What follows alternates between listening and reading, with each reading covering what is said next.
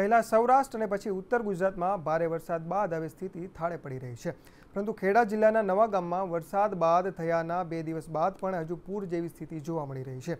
ગામમાં ઠેર ઠેર પાણી ભરાયેલા છે અને લોકોને મુશ્કેલી ભોગવવી પડી રહી છે। ત્યારે આ અંગે મંતવ્ય ન્યૂઝની ટીમે નવાગામ પહોંચીને મેળવ્યો ગ્રાઉન્ડ ઝીરો રિપોર્ટ।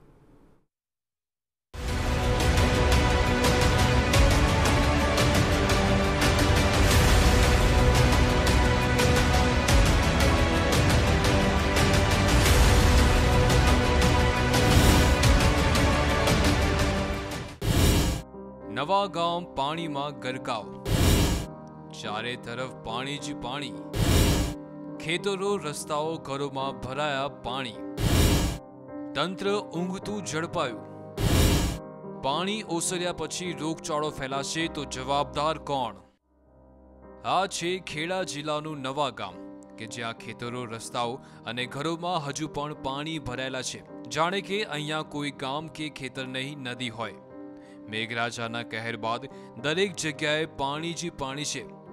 પાણી ઓસર્યા બાદ આ લોકોને રોગચાળાનો ભય છે, ત્યારે બેજવાબદાર તંત્ર હજુ પણ અહીંયા ફરક્યું નથી।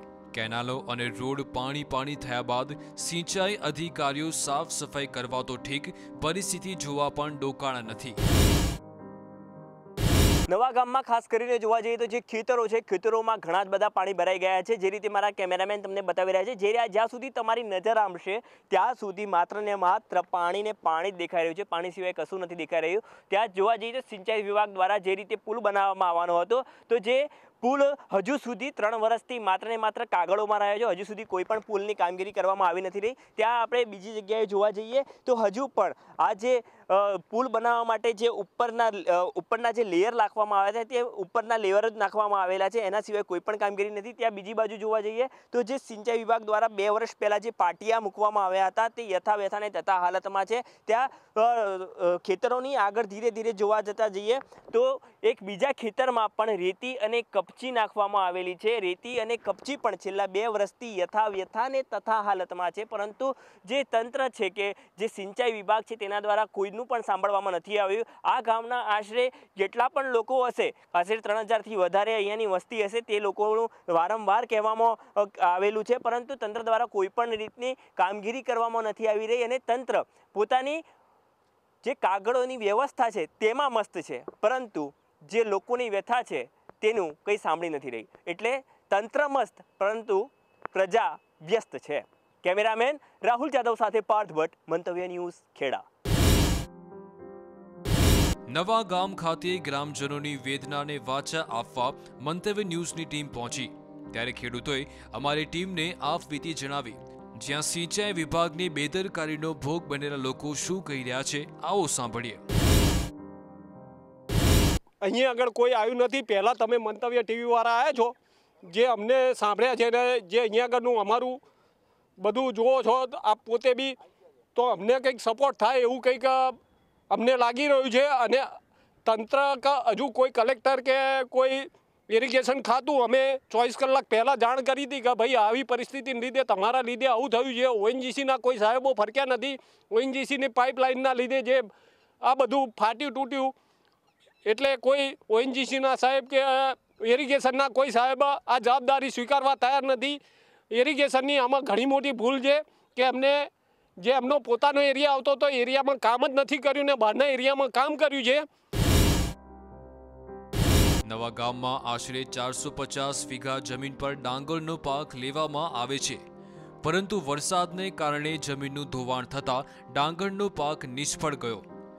ગામના લોકોને પારવાર મુશ્કેલીનો સામનો કરવો પડ્યો છે, તો બીજી તરફ ગામમાં કેનાલો બનાવી છે, પરંતુ સિંચાઈ વિભાગ દ્વારા સફાઈ પણ નથી કરાતી, જેના કારણે રોગચાળો વકરવાની સ્થિતિ સર્જાઈ છે। નવાગામમાં અત્યારે મેં ઊભા છે। નવાગામમાં ખાસ કરીને ખેતરોમાં જે ઘરોમાં પાણી ભર્યું તેનું કારણ આ કેનાલ છે। કેનાલમાં કેટલાક સમયથી બનાવી તો દેવામાં આવી છે, પરંતુ કેનાલોને સાફ કરવામાં નથી આવી। ખાસ કરીને ગામ દ્વારા વારંવાર રજૂઆત કરવામાં આવી છે સરકારી તંત્રને, પરંતુ સરકારી તંત્ર કે ઇરિગેશન સિસ્ટમના ડિપાર્ટમેન્ટ દ્વારા આ કેનાલોને સાફ કરવામાં નથી આવી। ખાસ કરીને અહીંયા જે 400 વીઘા જમીન છે તેનું પણ નુકસાન થયેલું છે, ને તેના કારણે અહીંયાના જે ખાસ કરીને જગતનો તાત કહેવાય કે જે ધરતીપુત્ર કહેવાય તે અત્યારે પરેશાનીમાં છે। કેમેરામેન રાહુલ જાદવ સાથે પાર્થ ભટ્ટ, મંતવ્ય ન્યૂઝ, ખેડા. સરકાર દ્વારા વિકાસની મસ્ત મોટી વાતો થાય છે. ગામના વિકાસ માટે ગ્રાન્ટ ફાળવવામાં આવી છે, પરંતુ આ ગ્રાન્ટમાંથી પ્રજા માટે કોઈપણ પ્રકારની સુવિધા આપવામાં નથી આવતી. એટલું જ નહીં, લોકલાડીલા પીએમ મોદીએ પૂર સંકટમાં નુકસાની માટે 500 કરોડનું પેકેજ આપ્યું છે. હવે જૂના પૈસા ક્યાં ગયા તે ખબર નથી, તો આ પૈસા પ્રજાના હિતમાં વપરાય તેવું લોકો ઈચ્છી રહ્યા છે. ત્યારે અમારા આ અહેવાલ બાદ આગામી સમયમાં તંત્ર જાગશે કે કેમ તે જોવું રહ્યું. ખાસ કરીને નવા ગામમાં જે રીતે પાણી ભરાય, જે રીતે આપ જોઈ શકો છો કે આ જે ટ્રેક્ટર છે, ટ્રેક્ટરના જે અહીંયા ટાયર છે તે પણ અડધાથી ઉપર આવી ગયા છે. ખાસ કરીને આ જે પાણી ભરાયા છે તે ઓએનજીસી પાછળની બાજુ છે. અને આજે સમગ્ર જો ઘટના જોવા જઈએ તો અત્યારે બધી જગ્યાએથી પાણી નીકળી ગયા છે, પરંતુ જે સિંચાઈ વિભાગ છે તેના દ્વારા કોઈ પણ કામગીરી ન કરવામાં આવતા આ બધું જે ત્રસ્ત બની છે, જે આ પરિસ્થિતિ બની છે, એ પરિસ્થિતિનો ભોગ લોકો બની રહ્યા છે. અત્યારે હું જે જગ્યાએ જઈ રહ્યો છું ત્યાં સામાન્ય વાહન તો આવી નથી શકતા, પરંતુ અત્યારે ટ્રેક્ટર ઉપર અમે બેઠા છીએ અને ટ્રેક્ટર ઉપરથી જ અત્યારે જઈ શકાય એવી હાલત છે. અને ચારે બાજુ પાણીને પાણી જ જોવા મળી રહ્યું છે. જે રીતે મારા કેમેરામાં તમને બીજી બાજુ પણ દેખાડશે કે ચારે ચાર બાજુ તમને પાણીને પાણી દેખાશે. જો સામાન્ય વાહક કે અહીંયાનો કોઈ રહેવાસી ના હોત તો અહીંયા ખબર જ ના પડે કે શું અહીંયા રોડ છે કે નહીં, પરંતુ અહીંયાના જે રહેવાસીઓ છે કે અહીંયા સ્થાનિક છે તેમના દ્વારા અમે અહીંયા આવ્યા છીએ અને ટ્રેક્ટર ઉપરથી અમે જઈ રહ્યા છીએ. ત્યાં જ અમને જોવા મળી રહ્યું છે કે જે અહીંયા સ્થાનિકો છે તેમની ખબર છે ને તેમના દ્વારા જ અત્યારે ટ્રેક્ટરથી અમને રસ્તો બતાવી રહ્યા છે અને આગળની અમે પરિસ્થિતિ જોઈ રહ્યા છીએ. અત્યારે ખેડૂતોની હાલત ત્રસ્ત છે, પરંતુ અધિકારીઓ તેમના મોજમાં મસ્ત છે. કેમેરામેન રાહુલ જાદવ સાથે પાર્થ ભટ્ટ, મંતવ્ય ન્યૂઝ, ખેડા.